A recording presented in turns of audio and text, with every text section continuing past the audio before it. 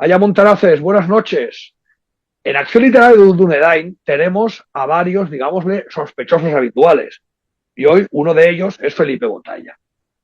Esta Sí. vez, wow, qué portada, ¿eh? Imperio Atómico. El otro día no me acuerdo quién vino a casa y le vio y me dijo, joder, ¿qué es esta maravilla? La frase fue esa, joder, ¿qué es esta maravilla? Yo, pero, dice, ¿qué portada es esta? O sea, pero madre mía, si estuviéramos en otra época, ¿os acordáis cuando los discos se vendían por la portada? Ibas a tienda de discos y comprabas según la portada.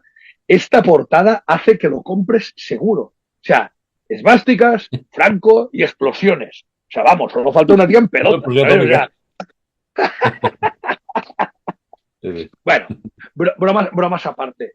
Eh, por una vez, digo, y por una vez, ¿no? Porque las últimas veces que hemos presentado libros, pues lo habíamos leído ya nosotros. Incluso hemos hecho alguna vez el paripé de hacer ver que no lo habíamos leído, presentarlo y luego, pues ya hacer el comentario y demás. Esta vez, en este caso, no lo he leído, no me he leído absolutamente nada del libro, así que vengo directamente a disfrutar de Felipe, como van a disfrutar nuestros oyentes cuando lo oigan, para saber, bueno, te puedes imaginar un poco de qué va el tema con esa portada tan maravillosa, pero vamos a ver, a desengrasar un poquito de qué va esta, pues, enésima novela de entretenimiento, ¿no? Siempre muy real, muy científicas y muy trasnochadas que nos hace, pues, el buen amigo Felipe. Sin más, le doy paso y ya, pues, luego preguntamos un poquito. Bona nit a tothom. Bueno, gracias por tu panegírico, ha sido fantástico. A ver, este libro es el remate de 10 libros en este momento. Os garantizo que empecé pensando hacer una trilogía y llevo 10. Entonces no sé dónde acabará esto, pero el tema es que da para mucho más, ¿no? Todavía. Lo que pasa es que he intentado buscar siempre cosas que fuesen sorprendentes. Y además, fijaros que empecé con el proyecto Hagen, la operación Hagen, que es la bomba atómica alemana, y casi acabo con la bomba atómica española. Entonces, he hecho ya el recorrido y por en medio hay 8 libros, ¿no? Con lo cual, ha sido un trabajo, hombre, bastante potente porque me ha tocado entrar en áreas que yo nunca había visto ni nunca había trabajado. Es decir, que estas son cosas que desconocía totalmente, pero que, bueno, gracias a la información, gente, eh, revistas, cosas que he podido encontrar por ahí que me han dado una bastante luz sobre el asunto, ¿no?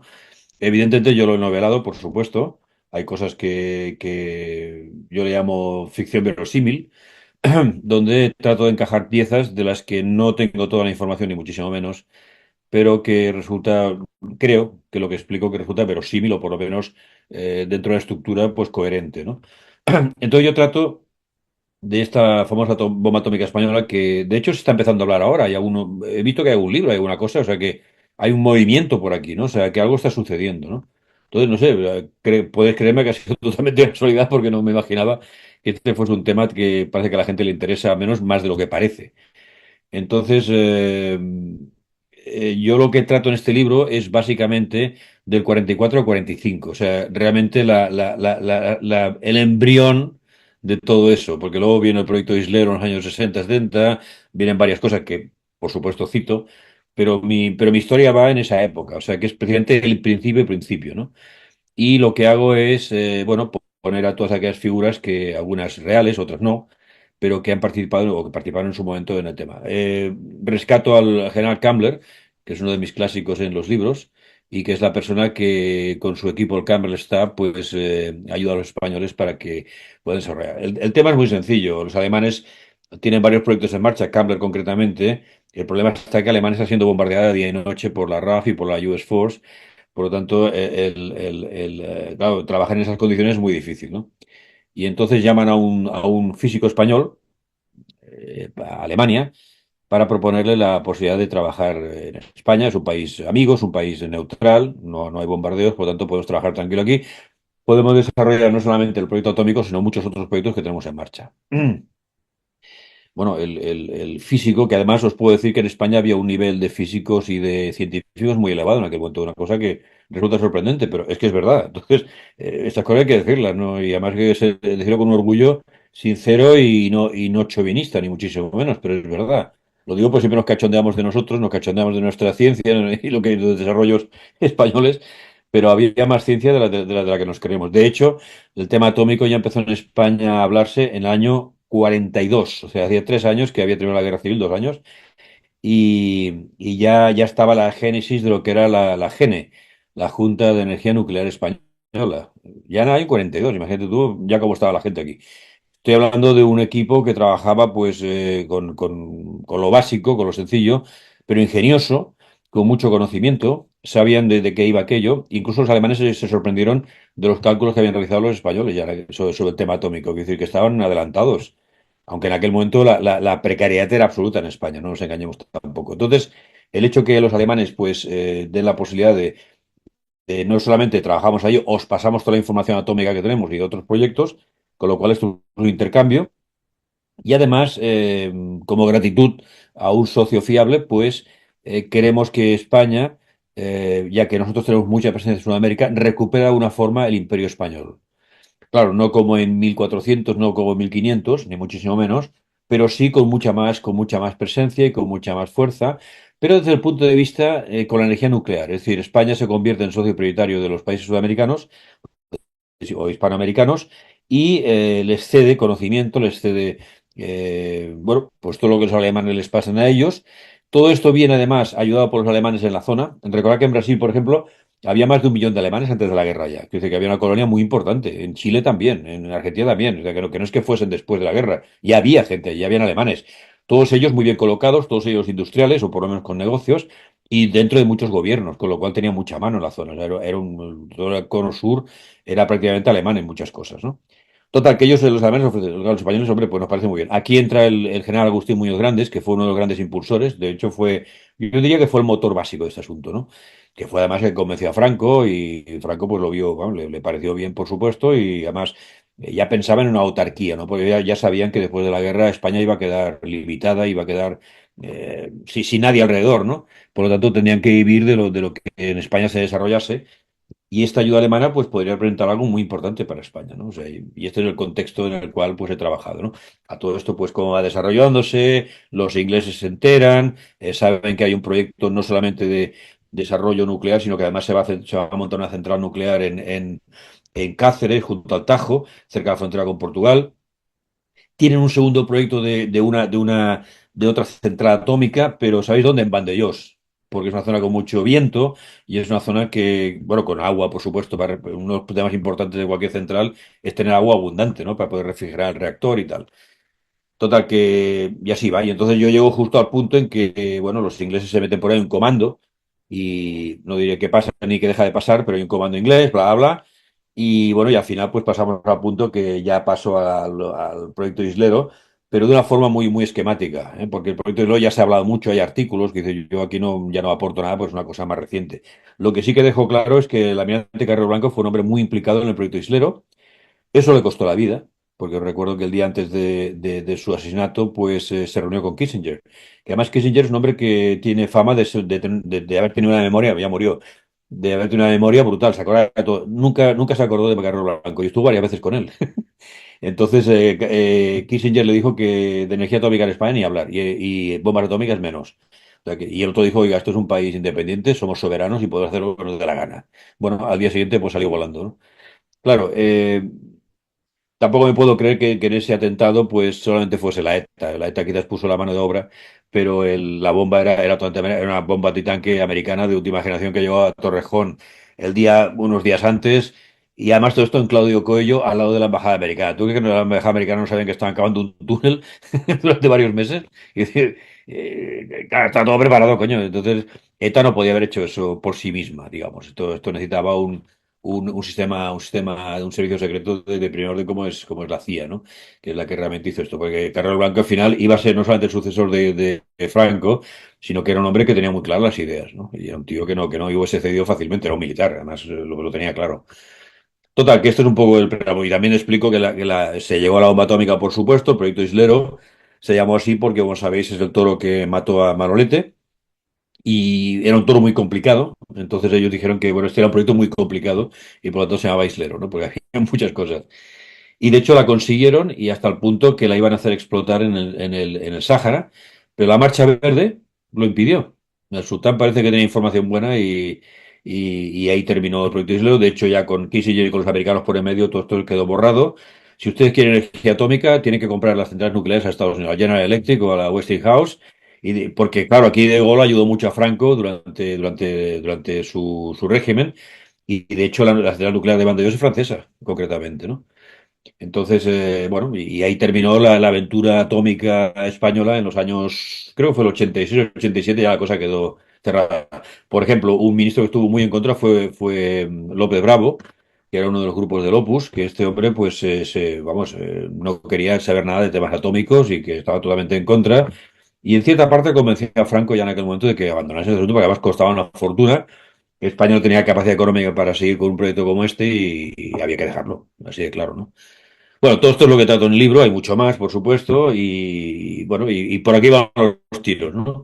Y entonces lo que sí que hay una parte que a mí personalmente me gusta mucho, esto es la parte de Sudamérica, donde se hace una serie, los alemanes lo que hacen a través de agencias de publicidad de la zona, alemanas, por supuesto, lo que montan son debates,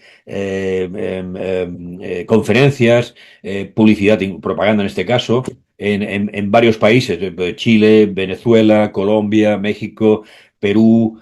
¿Qué más? Creo que eran estos en concreto. Entonces yo va viendo cómo se hacen los debates, son muy interesantes y aporto muchísima información porque, claro, todo lo que nos has explicado de la conquista de Sudamérica, de Hispanoamérica, habría mucho cuento, ¿no? Y toda esta leyenda negra, todo es un cuento, todo esto. O sea, y para mí no solamente fue una gesta espectacular, yo creo que no ha habido nada igual en la historia, sino que además esta gente fue a liberar aquello, ¿eh? O sea, eran liberadores, no eran conquistadores. O sea, Cortés no puede conquistar al Imperio Azteca con 600 tíos y 16 caballos. Es un absurdo. Claro, llevaba al tío casi 200.000 indígenas, ¿no? Que le ayudaron a acabar con los aztecas. Y en los incas lo mismo que a Pizarro. Es decir, ¿por qué ayudaron a Pizarro? ¿Por qué estaban dispuestos a morir por Hernán Cortés? Oye, pues estaban hasta las narices de un régimen brutal que se los comían, coño. Es así de claro, ¿no? ¿Qué querías? En el momento que alguien apareció ahí como un redentor, ¿no? Se sumaron a sus tropas, ¿no? Y sí, sí, murieron por él, claro, y lucharon por él, por supuesto. Hasta que acabaron con los aztecas y con los incas. Total, esto es lo que habla el libro, a grosso modo, y bueno, hay más detalles, ¿no? Pero bueno, iremos hablando. No sé si os parece interesante o no, pero que es un tema novedoso, ¿no? Sí. Quiero hacer, antes de entrar al tramo, quiero hacer una pequeña puntualización cuando has dicho que Kissinger tiene muy buena memoria, concretamente desde 1492. Pero sigamos, Sí, sí, no, ya lo sé, ya lo sé. pero Ya lo sigamos sé. con el tema. Sí, sí, sí, sí. Me parece muy interesante eso, ¿no? Que el libro no solo habla quizá de lo que es la bomba atómica, que puede ser quizá el núcleo central del libro, pero también habla de eso, de quizá de lo que es, ahora también está muy en boga, tanto en un lado como en otro del charco, que es el hispanismo. De hecho, Sí, dedica bastantes páginas al tema del hispanismo y un sí. poco a eso, ¿no? A juntar, a hermanar, pero habría que dar quizá mucha vuelta, porque claro, en aquella época, como había dicho, España estaba, después de la Guerra Civil, estaba hundida, y un Sí, país, sí, por ejemplo, es como verdad. Argentina, era casi como un país como Estados Unidos. En aquella época, a nivel Sí, sí, económico, sí, Estados sí. Unidos Muy avanzado. Sí, sí, sí, sí. y Argentina estaban ahí a la par, tete a tete. Sí, O sea, sí, que quizá sí, entonces sí, había sido sí. más difícil que quizá ahora. Pero bueno, lo que sí me parece curioso, claro, al leerlo, sí que es verdad que últimamente se está hablando mucho del proyecto Islero, no sé por qué. Sí, Igual también curioso, es sí, un sí. sesgo, igual es un sesgo psicológico que tenemos nosotros ahora, que al tener el libro y todo haberlo escrito, cada vez vemos todo relacionado a lo que estamos leyendo, ¿no? O lo que hemos estado escribiendo. Pero sí que Sí. es verdad que, y claro, está muy bien porque realmente el proyecto Islero, como bien dices tú, empieza ya a finales de o sea, al principio de los 40 o del 41 empieza ya a hablar del proyecto Islero. Bueno, del proyecto Islero no, pero se empieza a Considero hablar no, ya de la energía atómica. de energía No nuclear, que luego hasta los 60 no se retomará. sí, sí, exacto. Pero No soy empieza en los energía 40. tómica. Y como bien pones tú ya la llena, incluso la gente que tú nombras aquí no son nombres inventados. O sea, si lo miras, son personajes o personas que estuvieron No, no, no, relacionados no, con el son proyecto reales. Islero y con la GN ya en Son aquella época. reales. O sea, son las personas que estuvieron ahí metidas. Y algo que a mí me ha sorprendido mucho de este libro, que Bueno, a nivel técnico, que ha sido cambiando, quizá de los últimos libros, que claro, siempre nos estáis acostumbrados a que haya dos grupos de protagonistas o dos grupos de personajes que van avanzando en la historia poco a poco y vas alternando uno a otro. En este quizás todavía más coral. Aquí al final el personaje, o personaje de unión o personaje central sería Kambler, aunque sale poco, porque aquí se acuesta a encontrar un personaje.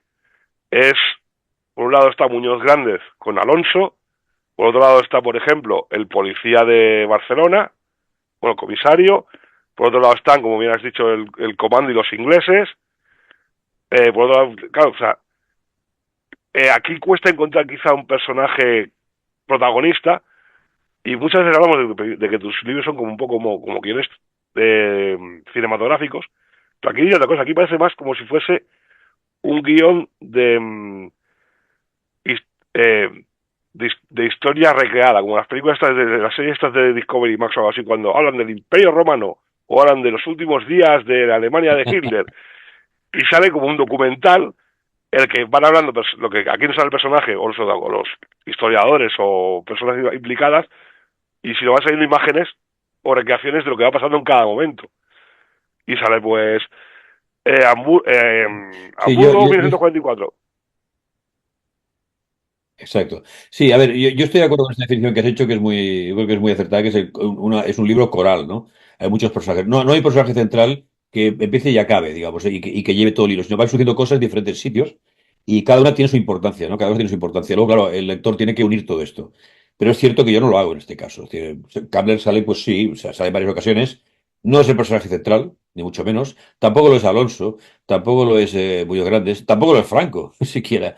Por lo tanto, y luego hay muchos personajes en Sudamérica. Entonces, he querido dar varios rostros a todo esto porque hubo mucha gente implicada. Entonces, no he querido basarme en una persona concretamente, ¿no? Podía haber ficcionado a alguien que hiciese el trabajo de yo lo dirijo todo de aquí hasta allá, de A a B. Pero no ha sido el caso. O sea, el libro ha surgido de esta manera, me sentí cómodo. He de decir que es un libro que he escrito con mucha, yo diría que con ilusión, ¿no? Porque tocaba un tema que no ha sido habitual en mis libros. O sea, si bien hay tecnología y todo lo que tú quieras, pero España en este caso no ha sido nunca un protagonista. Aquí lo es. Y sobre todo la parte histórica de España, ¿no? A lo largo de los siglos. Y por eso yo me he sentido muy bien haciendo este libro, sinceramente. Y creo que es un libro que sorprenderá en muchas cosas, ¿no? Yo creo que sí. Pero se aparta de otros, sí. Bueno, tiene algún nexo común con otros, pero no tan claro, porque además es un libro que llega hasta prácticamente hasta ahora, hasta los años 80 90. O sea, que, coño, no es un libro antiguo, ¿no? O de la guerra civil o de la guerra mundial, ni mucho menos. No, al contrario. Al contrario. No, repito que me he sentido muy bien, me ha gustado mucho tenerlo en la mano, quiero decir, ostras, por fin lo tengo.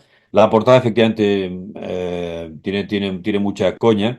Eh, Hay una anécdota sobre la portada, pero que ahora no puedo contar concretamente, pero había una anécdota bastante divertida. Entonces, repito, es un libro que yo creo que cierra con broche de oro los 10 que he hecho hasta ahora a partir de la bomba atómica alemana y esta, ¿no? Entonces, lo que vendrá más adelante ya veremos. De momento estoy trabajando alguna cosa, pero que no será exactamente un libro, será no, un libro, siempre será un libro, pero no será un guión, digamos, no será con los personajes, sino será explicativo sobre cosas, con mucha información, esto sí, ¿eh? Es un poco, salvando distancia de lo que fue Tragedia Europea, que no es ni más ni menos que un sumario, una especie de resumen de los mejores artículos que yo he hecho en mi blog. Pero claro, no es un libro en el sentido guionizado, ¿no? No lo es, ni mucho menos, ¿eh? Bueno, he roto un poco el esquema, ¿no? Pero ya me gusta, creo que también vale la pena, no sé, otro tipo de visión a veces. Y este libro creo que lo consigue. Para mí es un libro bastante redondo en muchas cosas, ¿eh? Bastante redondo. No, yo lo que te quería comentar que me ha gustado mucho es la guerra ideológica o la guerra, no sé si propagandística, no creo que sea propagandística la palabra, que tú planteas que se tenía que desarrollar en Hispanoamérica. Que es cierto que en aquel momento aquellos países estarían mucho más receptivos, aparte de por ejemplo, la famosa riqueza de Argentina, aquella famosa frase que en el Banco Central no tenían dónde guardar los lingotes de oro y los acumulaban en el pasillo. Era un ejemplo de que el país en aquel momento era muy rico. Era una potencia. Pero Una potencia. pero sí que es cierto que había una importancia intelectual a nivel de poder plantear esas reuniones, esas conferencias. Esto me ha gustado mucho porque, sobre todo, no sé cuándo se rompe la idea, creo que es con la teología de la liberación, pero bueno, esto es un criterio mío. No, Pero sí, sí. hasta aquel momento sí que era un campo de batalla cultural, de batalla ideológica, que desarrollas muy bien. No, ya te digo, no sé exactamente cuándo se rompe, pero es un aporte, o sea, como estamos acostumbrados un poco a que siempre haya un componente bélico, en cambio esto es un componente intelectual, ideológico, que es muy interesante y que sobre todo recomiendo al lector y los personajes que citas, que son verdaderos, o sea, personajes verdaderos que existieron, el buscar un poco más de la biografía de estas personas, que es muy singular. O sea, Hispanoamérica en aquellos momentos, los años 50, pues eran más, bueno, eran casi tan españoles como los de aquí. Hombre, claro. Claro. No, no tengo ninguna duda. El tema este de Sudamérica a mí siempre me ha fascinado de una forma, ¿no?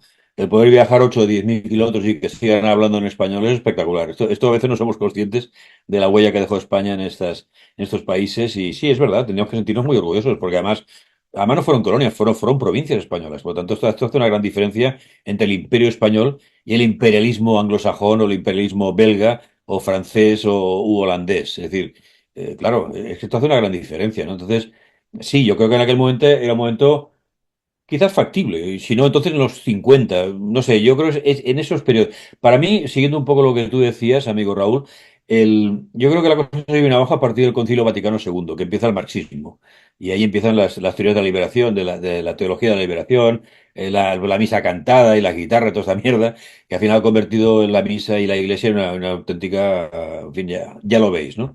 Entonces yo diría que ahí empieza un poco y sobre todo sacarse la espina de España, porque al final la iglesia le debe mucho a España. No os equivoquéis, ¿eh? Le debe muchísimo a España. Sin embargo, este parece que es una deuda que no quiere pagar la Iglesia, ni muchísimo menos, o por lo menos no sé, se nos quitan de en medio, ¿no? Que fuera. Y la Iglesia tiene mucho poder también, no nos engañemos, ¿no? Entonces la Iglesia pues fue capaz, aparte de masonería y grupos ocultos, y que ya lo cito en el libro, ha habido mucho interés para que España pues quedase fuera de juego totalmente, ¿no? La misma palabra Latinoamérica, esto es Latinoamérica que hablan latino, que ahí es un absurdo, ¿eh? No tiene ningún sentido. Eso se lo inventó un colombiano en París, que sería un poco, los franceses querían destruir de una forma todo el legado español.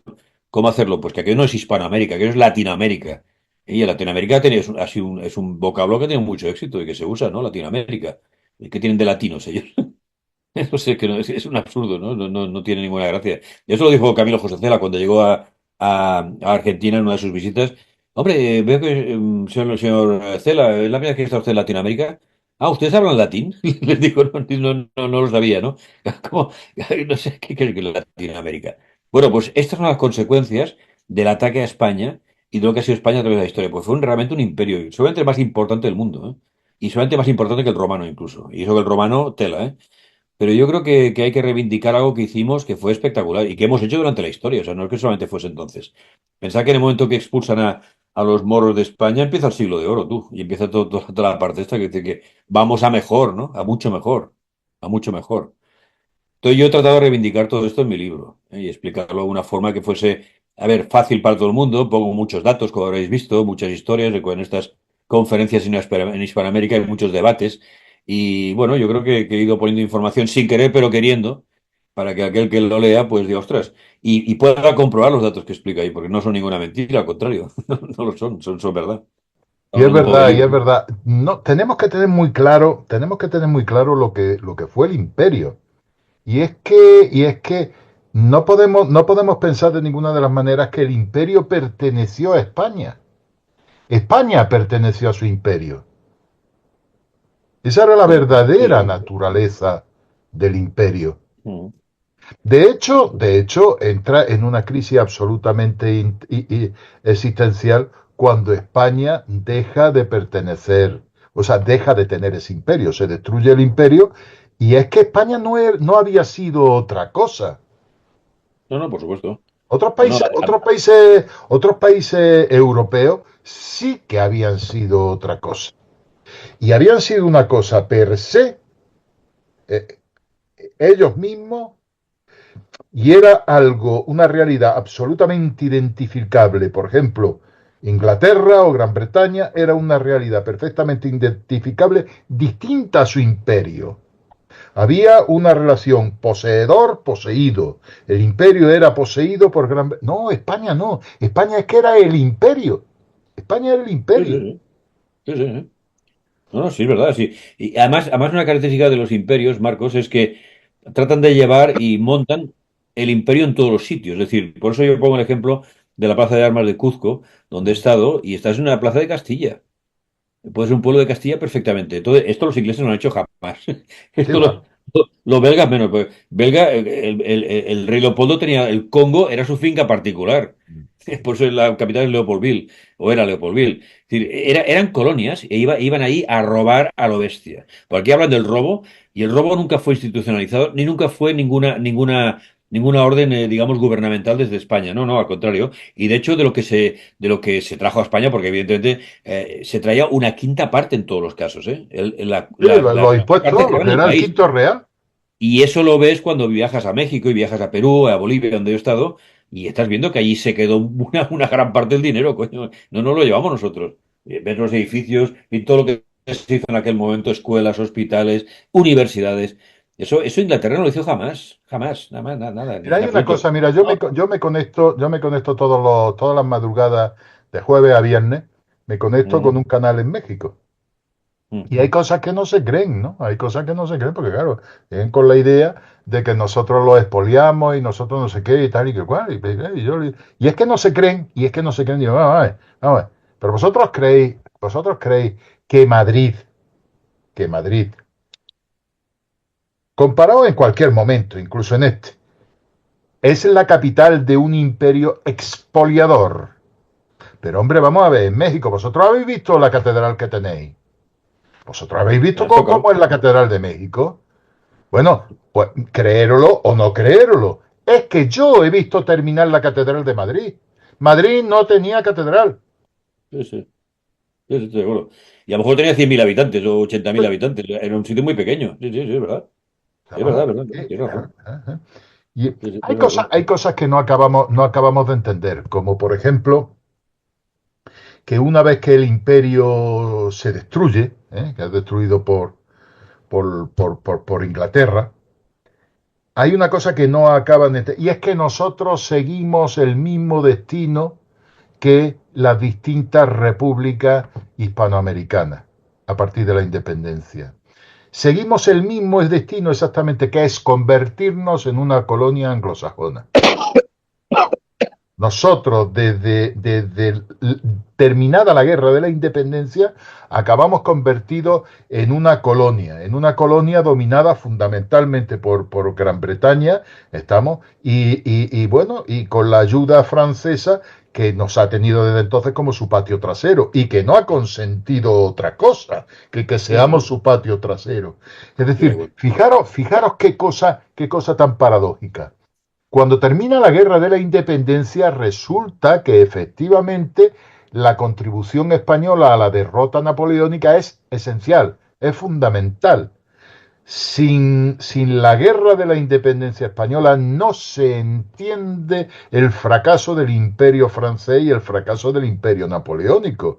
Sin embargo, fijaros bien, se reúnen las potencias en el Congreso de Viena y nosotros, que somos vencedores en esa guerra contra Napoleón,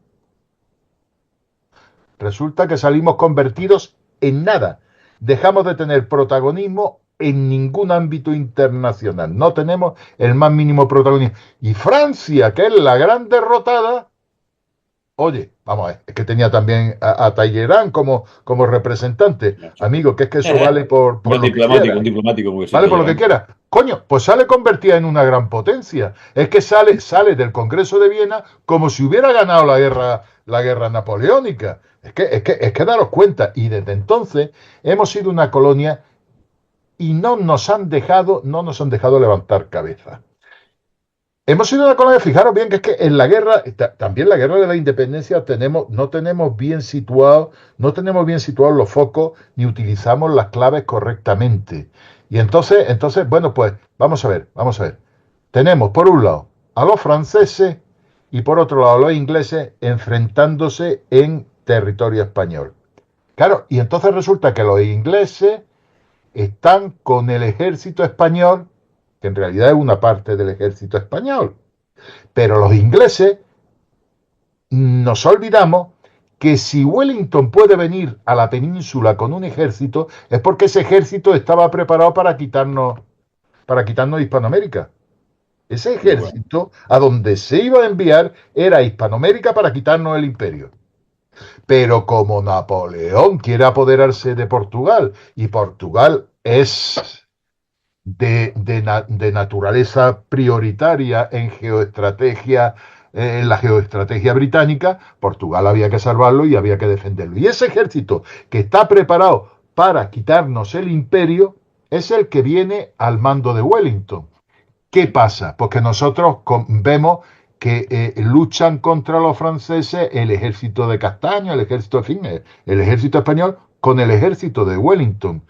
Y no nos damos cuenta que Wellington lo que trata a España es como nación enemiga. De hecho, cada vez que toma una ciudad, cada vez que entra en una ciudad, la saquea, violan, matan a los españoles, roban hasta la alcayata. Y desde luego una cosa que hacen los ingleses, industria que ven, protoindustria que ven, es decir, todo lo que avanza el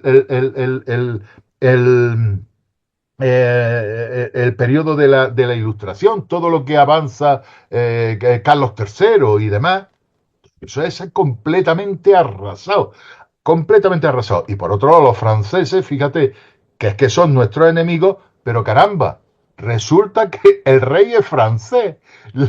La corte está dominada por los franceses y toda nuestra clase dirigente, toda nuestra élite, está en esa corte y quiere estar en esa corte.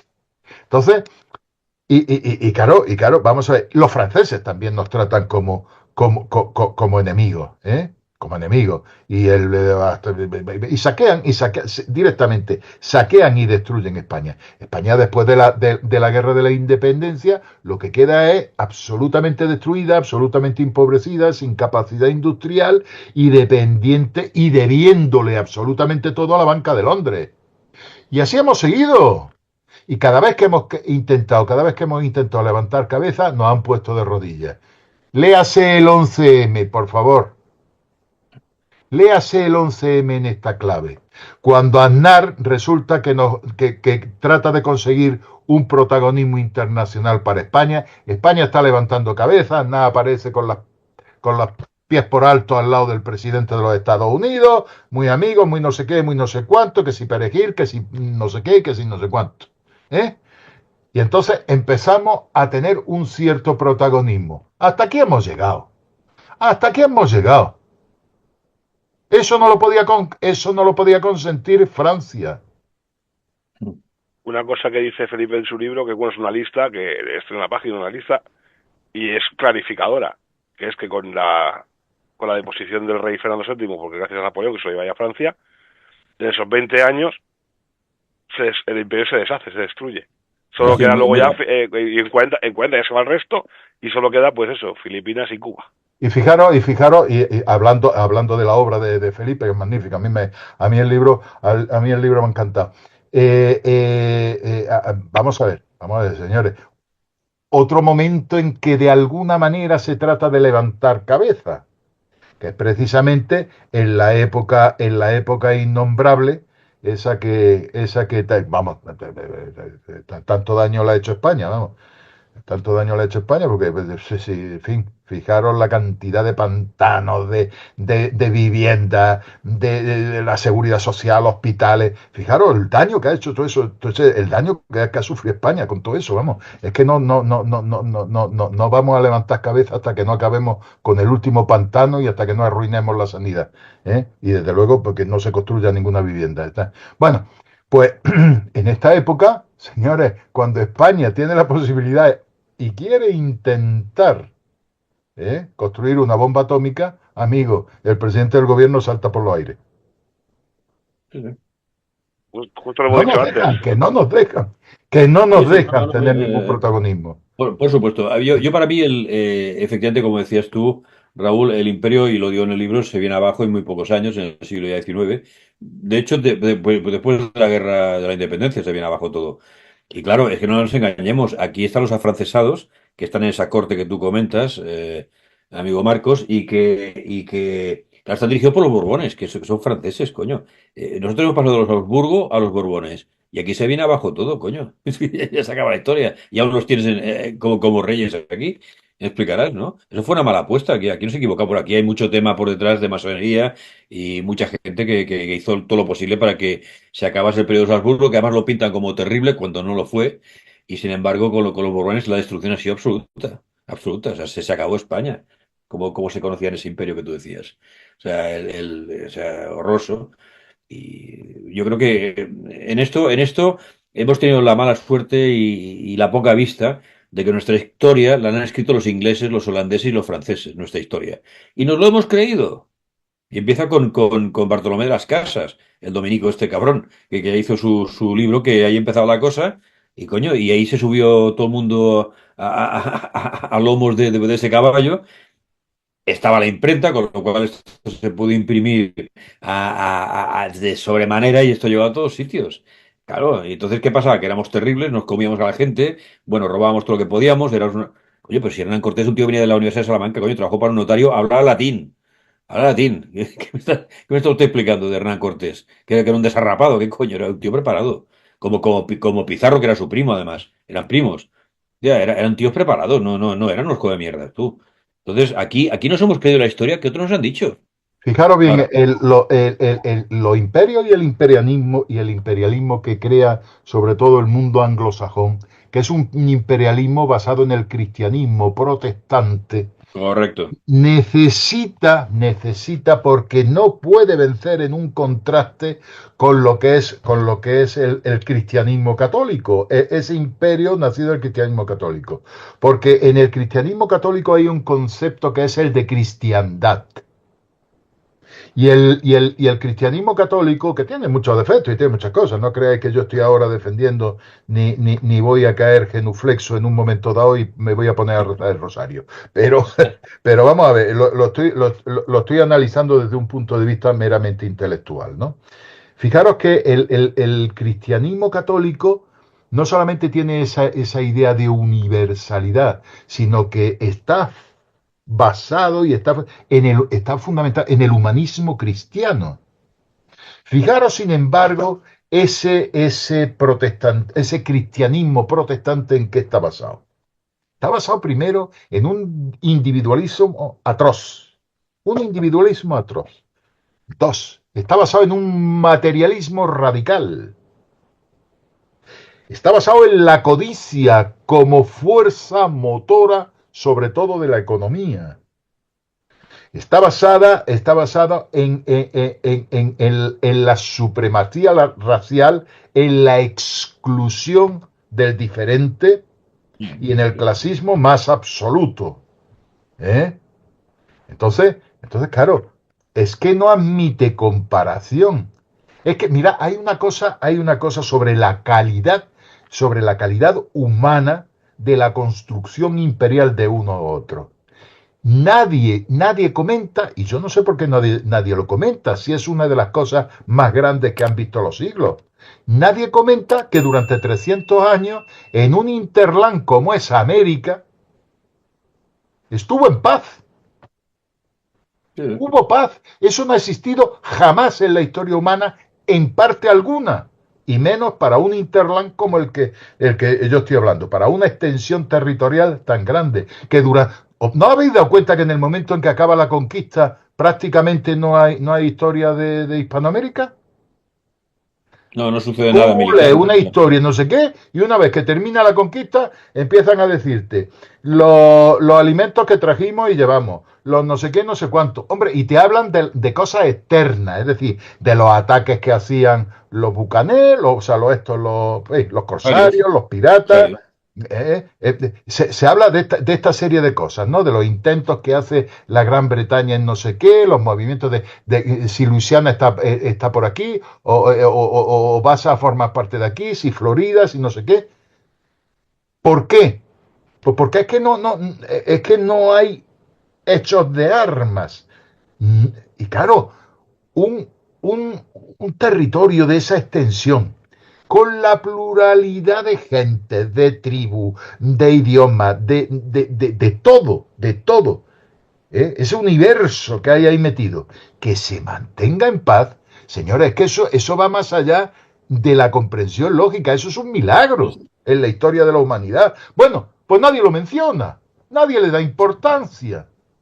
Y a mí me parece que es una prueba de la calidad humana de la construcción que significa el Imperio Español, basado precisamente en ese humanismo cristiano, en esa idea de universalidad, etcétera, etcétera, etcétera. En contraste, claro, el imperialismo genocida protestante necesita demonizar a nuestra forma de hacer el imperio para legitimarse, porque es que si no es que la comparación es que no la pueden resistir, no pueden resistirla en absoluto. Mira, yo te quería comentar, primero acabar un matiz de Marcos, y es que cuando el Tratado de París, recordemos que las tropas españolas estaban a la altura de Narbona y en el Atlántico en Burdeos, y que en el Tratado de París lo único que sale mencionado España es que hemos de devolver Olivenza a Portugal. Por cierto, o sea, de ahí viene el tema que esto es, pero bueno, para que sepamos un poco las medidas que hay. Has mencionado la fábrica de cerámica de Talavera, que fue arrasada, bombardeada por Wellington, y es cuando se amplían no sé cómo llamarlo, el hinterland de Gibraltar. Pero bueno, esto es otro punto, simplemente era para acabar de matizarlo. Hay un aspecto muy importante, y es lo que comenta en el libro Felipe, de que hubo técnicos alemanes que en el momento X de los años 45-50 pues buscaron refugio en España, porque pensemos que la idea no es solo de la bomba atómica, o sea, no es solo una bomba, o sea, de un tema bélico, sino que el proyecto contemplaba exactamente la construcción, no de golpe, en España, de 26 centrales nucleares para producir electricidad. Y con esta electricidad lo que conseguíamos era ser autónomos energéticamente de Europa, de cualquier sitio que no, o sea, el proyecto no era simplemente una bomba para hacerla explotar, sino que era muchísimo más complejo, y se buscaba el tema de la electricidad y de la energía para España. Pensemos que en los años 60 la calidad de los ingenieros españoles lograron que en el famoso incidente de Palomares, que lo mencionas, de aquellas bombas atómicas que no explotaron porque Dios no quiso en Palomares, un ingeniero español fue allí a mirar. Todo el mundo, claro, este es español, es tonto, no tiene ni idea, pero él iba aprendiendo, tonto no era, desde luego, y cogió a uno de los técnicos o a uno de los almirantes británicos y le empezó a hacer las preguntas, y supo cómo se podía hacer la detonación, que es la clave de la bomba atómica.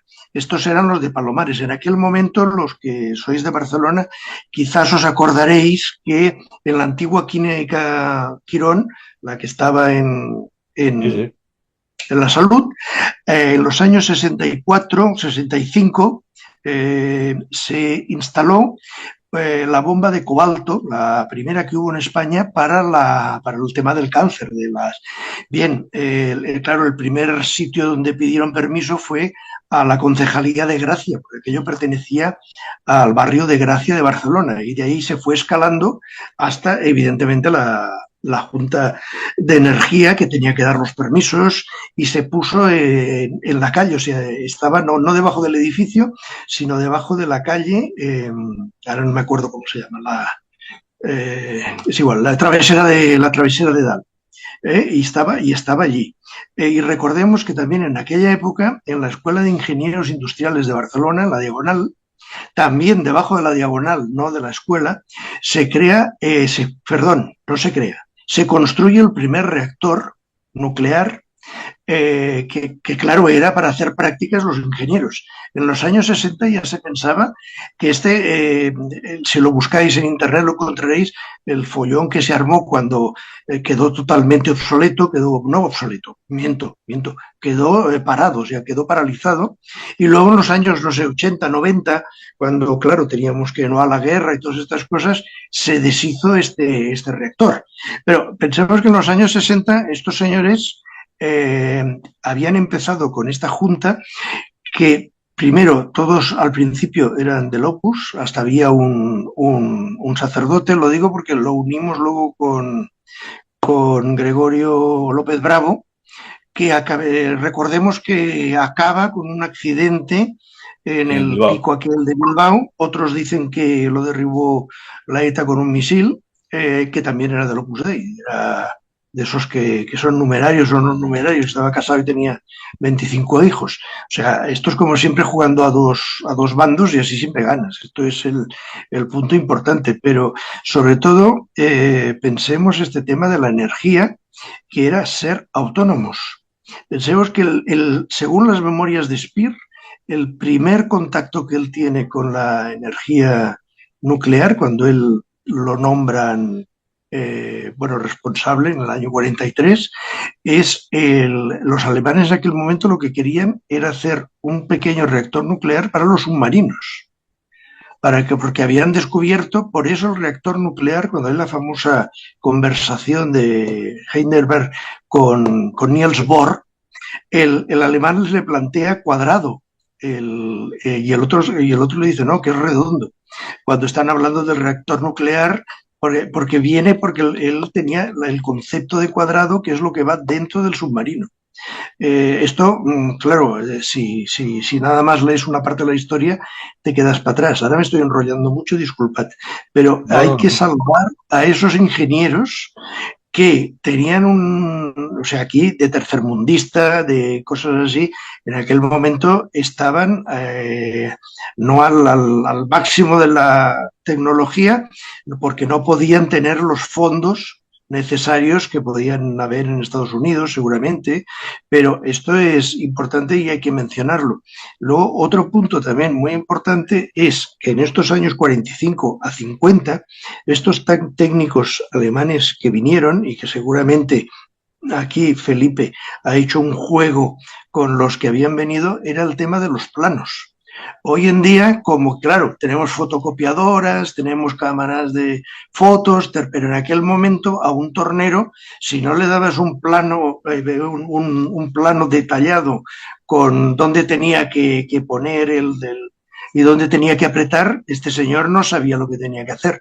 Entonces los planos eran fundamentales, o sea, las 45.000 toneladas que se llevó Von Braun en Estados Unidos, ¿por qué? Porque era fundamental el plano. No, aunque tú te Sí, llevases un misil, no había como ahora hacer un 3D y lo sí, sí, sí, volvemos sí. a hacer. Entonces, es muy importante el nivel que se pudo alcanzar en España en aquel momento, que es hasta misterioso. Así estoy de acuerdo. No, esto que has comentado tú de la energía era el objetivo en España. Sobre todo porque Franco tenía claro, como he dicho antes, que iba a quedar aislado, con lo cual esto se convertiría en una autarquía, ¿no? O sea, tengo que vivir de lo mío y no puedo contar con nadie más. Que efectivamente pues, lo consiguió. Además, España hubo un momento que vivía de recursos propios, no necesitaba a nadie más. Y funcionó. O sea, pues ahora nos han desmantelado, nos han dejado nos han quitado la agricultura, nos están quitando la pesca, nos quitan todo. Es decir, claro, ¿qué va a quedar esto? Es decir, claro, esto está pensado. Estamos pagando una deuda, hombre. No lo dudéis. Estamos pagando una deuda, hombre. Fuimos temerarios en tener un imperio. ¿Pero esto qué significa? ¿Usted quiénes son para tener un imperio?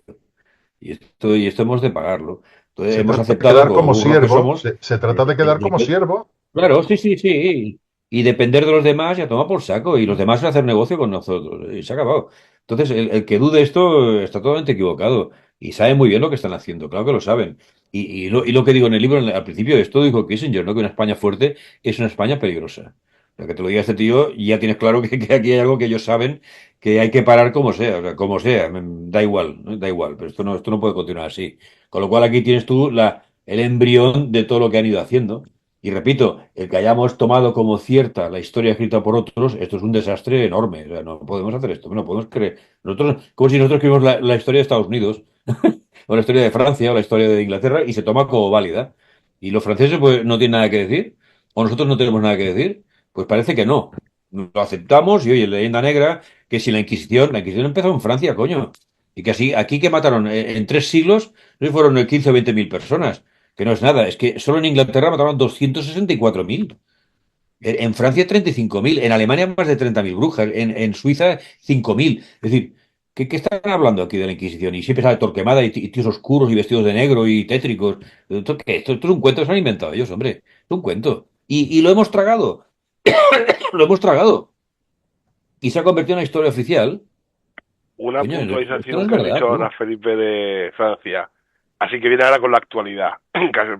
El director este francés que ha hecho ahora una película sobre México, que todos sabemos cómo funciona. Sí, con con Carla Sofía Gascón. La Ah, no, yo no primera. la he visto, tía. Bueno, pues el francés este vino a decir en una entrevista que es que los pueblos que hablan español son pueblos humildes, pobres.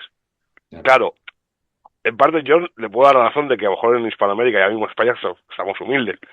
Pero claro, ahí podemos decirle que los pueblos que hablan francés están en el Paleolítico y en algunos sitios son caníbales. En Como por ejemplo Haití y Haití. la reunión, claro. Por Entonces, eso claro, digo. O sea, que claro. él no es el mejor para decir, para hablar mal Claro. del idioma español Claro. cuando podemos hablar del idioma francés. Quiero decir que no, en esto hemos sufrido yo creo que complejo de inferioridad, no sé por qué, pero de repente, supongo que los afrancesados hicieron mucho para que esto fuese por esta vía, ¿no? Y que acabásemos creyendo todo esto. Y hoy es la historia. Entonces, Pero no solamente, Felipe, no solamente los afrancesados, ¿eh? Esto es un proceso que se inicia, pues precisamente como tú has mencionado antes, con el cambio de dinastía. Porque al llegar los Borbones, hombre, los Borbones que son enemigos de España y de todo lo que significa, y los enemigos franceses, del coño, imperio los y franceses. enemigos de su historia. Y entonces, Claro. claro, llegan los Borbones y se instalan aquí y entonces hacen malo, hombre, ellos son los buenos.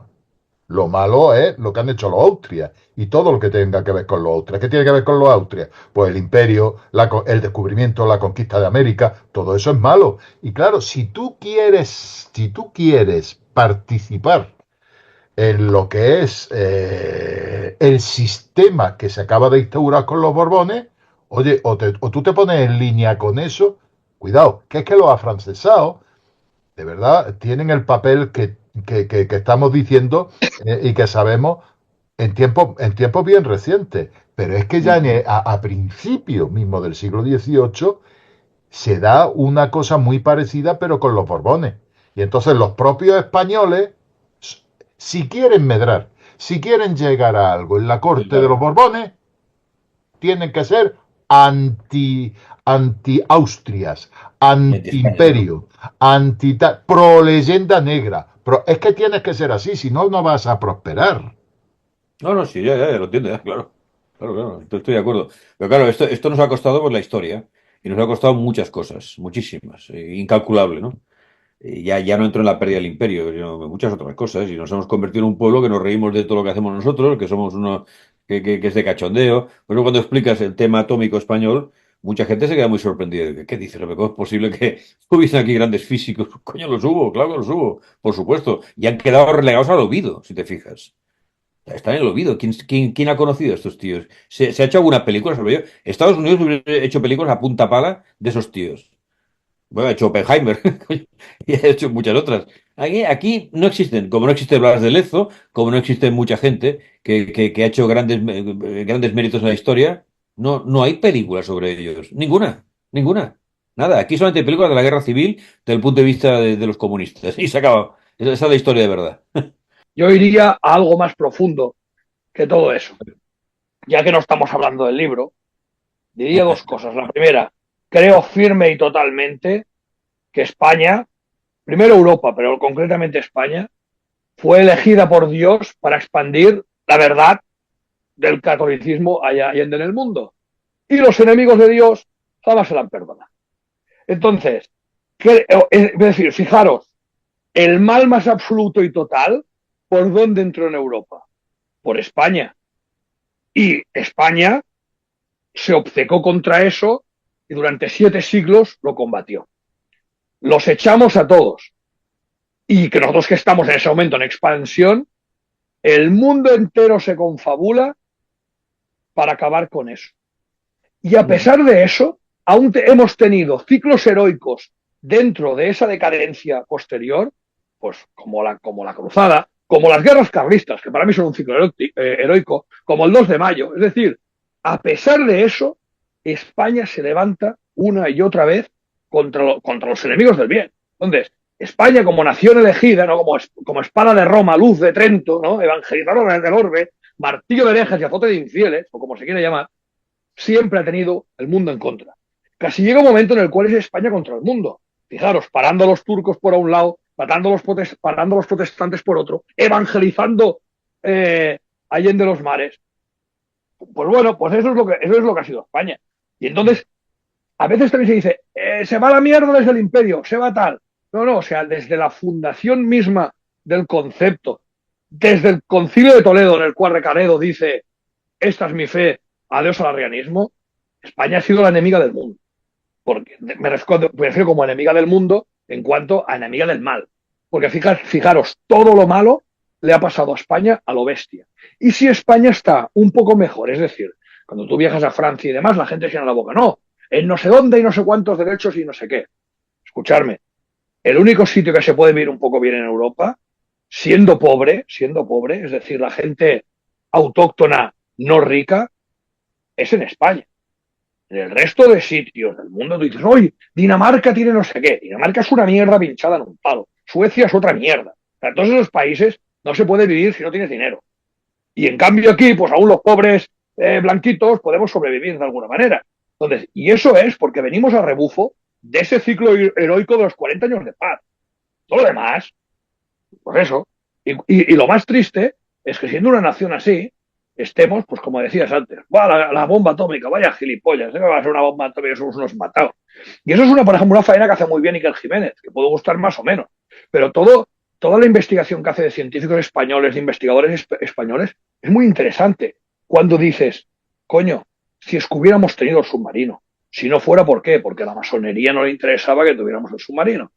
Dices, coño, si no sé si cómo se dice en castellano, a escafandra sería en catalán, ¿no? O sea, el No, casco. escafandra de buceo. Sí, se dice igual, El casco de ir a la luna, ¿no? O sea, eso se basa en un investigador español que hace una especie estanca, claro. Es que es una pasada, es decir, wow, pero no, aquí seguimos con nuestras chorradas y con lo malos que somos, con nuestra leyenda negra y con nuestras gilipolleces. ¿Por qué? Porque el demonio ataca más fuerte a donde está el bien. Pues en España, pues que hemos sido la luz del mundo, pues nos toca comernos la mierda, la que hemos agachado un poco la cabeza y ser un poco más flojos.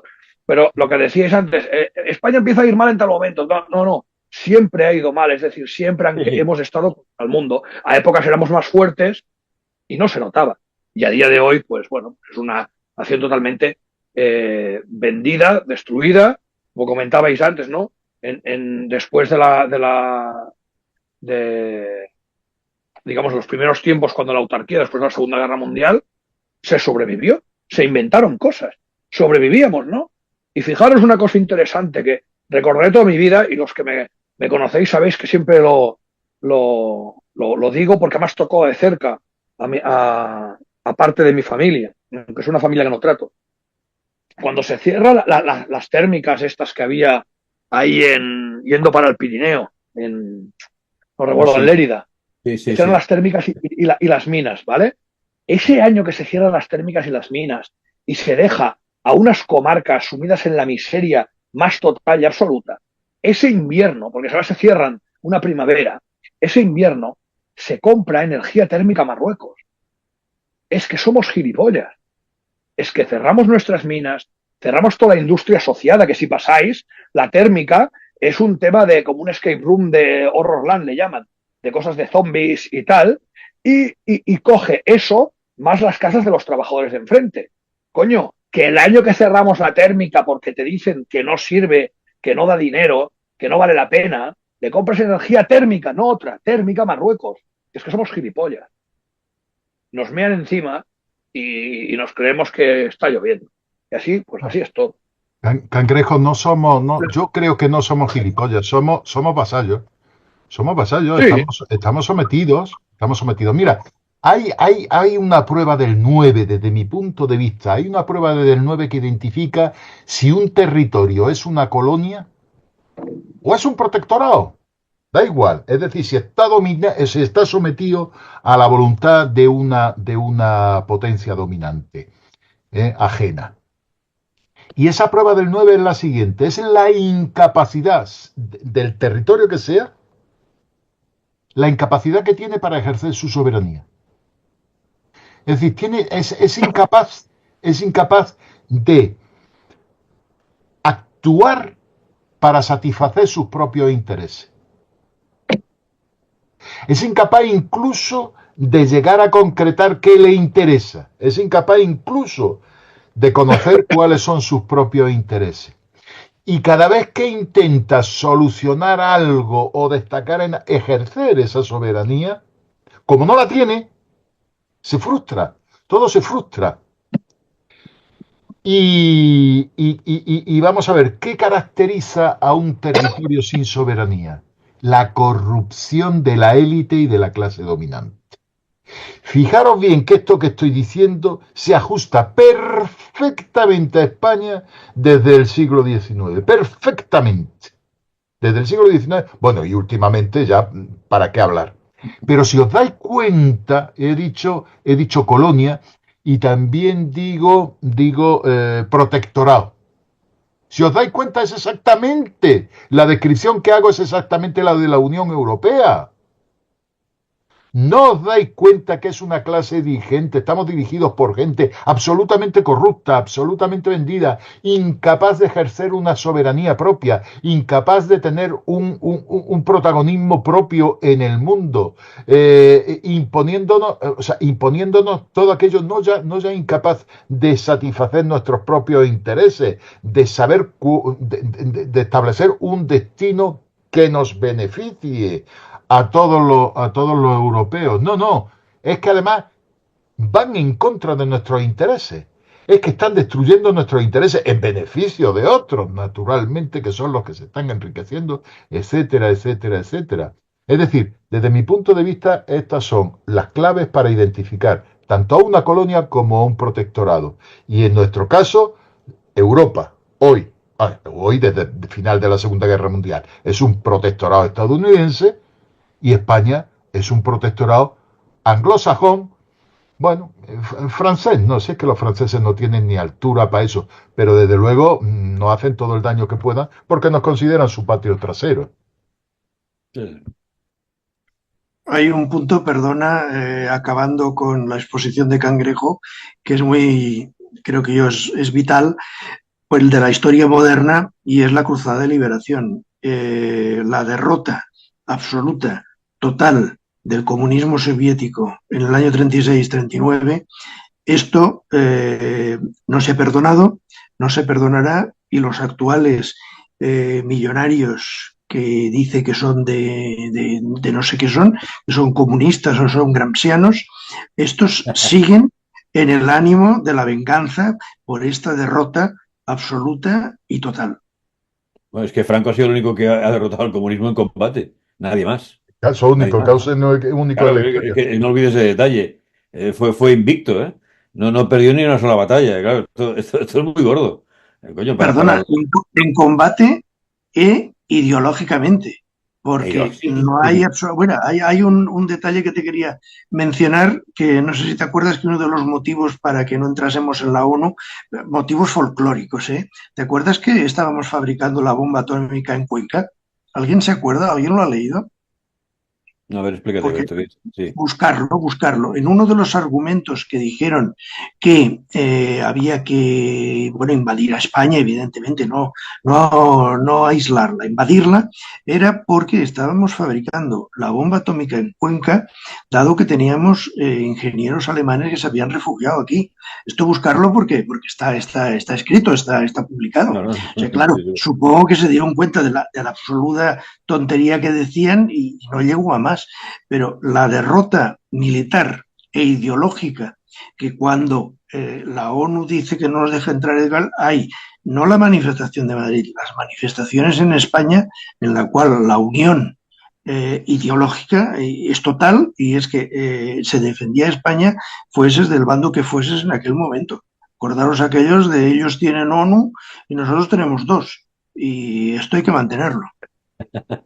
Es ¿Os verdad. dais cuenta que mientras Europa se lo debía, vamos, teóricamente, debía la liberación a los Estados Unidos, nosotros no le debíamos nada? Sí, sí.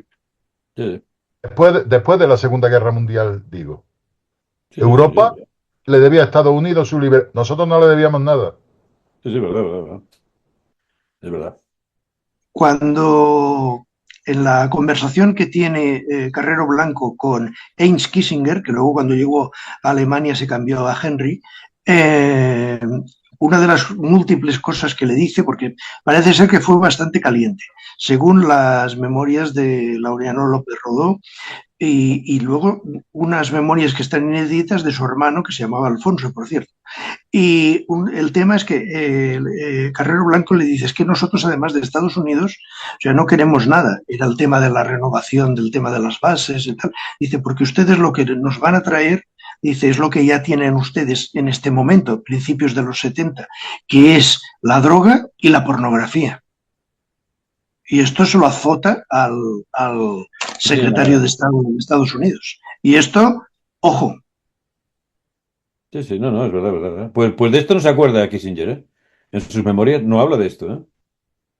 No existe Carro Blanco. Sí, Lo primero que te quiero, te comento dos cosas. Una es el guiño que le haces en tu propio libro a Cronos, que le dedicas un par de párrafos. Hay un momento que Campbell sí, está haciendo una prueba con la campana cuando llegan a hablarle de la prueba. Y la correcto. segunda es que, antes de que te vayas, que nos digas que estás escribiendo, porque bueno, has escrito ya 10 libros sobre las SS, más esotéricas, más científicas, pero dices que ya estás preparando otro. Bueno, el otro es sobre tecnología, ¿eh? No es una novela. O sea, o sea, a ver, es un libro que mostrará hasta dónde he podido alcanzar, hasta dónde llegó Alemania, ¿no? En diseños y en ideas, ¿no? Incluso y en realidades, claro. Es decir, que será, yo creo que será rompedor. Pero no será un libro guionizado con personajes y. No, esto no, no, no, será, no, no. O sea, no será una novela histórica, para entendernos. Será, yo creo que será más historia porque pondré muchos datos y muchos planos, como decíais ahora, que he podido conseguir y muchas cosas que no están al alcance de todo el público, ¿no? Entonces voy a poner bastantes cosas. Pero estoy hablando desde aviones, tanques, hasta temas de medicina, pasando por la campana, yéndome a lo que tú quieras. O sea, habrá muchas cosas, ya lo verás ya. O sea que, no, no, llegaron muy lejos. Yo siempre lo he dicho esto y la gente no se lo cree, pero llegaron muy lejos. De hecho, el mundo avanzó entre 50 y 100 años de golpe, con los 300 millones de documentos que se llevaron, ¿eh? Y Joder, se dice pronto, ¿eh? una cosa que quiero quizás le voy a chafar a Cangrejo parte de la historia del libro, bueno, tampoco es esto lo que dice Cangrejo, dice, ya que no estamos hablando del libro, estamos hablando de la cosa, no, es que en el libro hay como mínimo dos o tres capítulos largos que hablan sobre el Imperio Español y esto, o sea que no, a que hemos hablado quizá mucho del Imperio Español, está muy reflejada en el libro y dedica mucha parte, como parte de volver a hacer lo que es una comunidad hispana de nuevo, que Una la comunidad idea, hispana, ¿no? Una que la idea que federación, fuerte. si llama como quieras, sí, sí, es verdad. Sí, Fijaros, sí. fijaros el valor simbólico que hubiera tenido que España tuviera la bomba atómica, es decir, ser un país nuclear, el valor Claro, simbólico que hubiera tenido que la hispanidad, ¿eh? A través de España, fuese una potencia nuclear. Pues tendría el mismo valor que, por ejemplo, para los musulmanes tiene que Irán la desarrolle. por supuesto. Marcos, peor todavía que Cuba, porque Cuba era una isla. Imagínate un territorio tan grande como desde México hasta el Cabo de Hornos con potencia nuclear para Estados Unidos. Claro. No, no, y Estados Unidos esto lo persiguió brutalmente, porque ya después de la guerra Argentina, a través de Donald Richter, que era un científico alemán allí en la Patagonia, el tío desarrolló fusión nuclear, ¿eh? Que cuando fueron inspectores de allí a ver aquello, es que no entendían lo que estaba haciendo aquel tío, porque estaba tan avanzado que no sabían lo que era.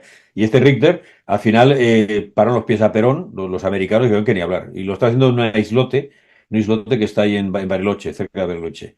Fusión nuclear, que es lo que están buscando ahora los chinos y todo el mundo. El tío lo llevó. Con lo cual, y Argentina hubiera sido primera potencia del mundo. Imagínate.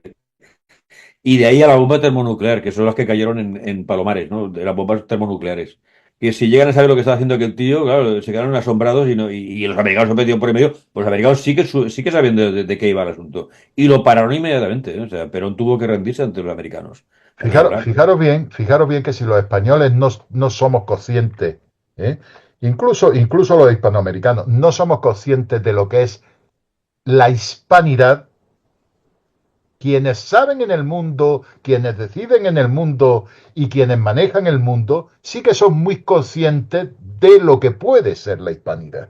Claro, por supuesto, y eso hay que pararlo, claro, pero sí, que es de cajón, si es que, o sea, la fotografía es clarísima. Yo haciendo este libro sabía cosas, por supuesto, pero no había llegado al nivel que he llegado esta vez, ¿no? Porque no, y claro, desde, repito, la leyenda negra, la Inquisición, no son conquistadores, son liberadores, que esto es muy importante. Claro, coño, ¿qué conquistadores? Son liberadores. Ellos no saben ni a dónde van. O sea, ellos cuando llegan allí, a las costas de Veracruz, primero Cuba, luego Veracruz, no saben dónde están en realidad.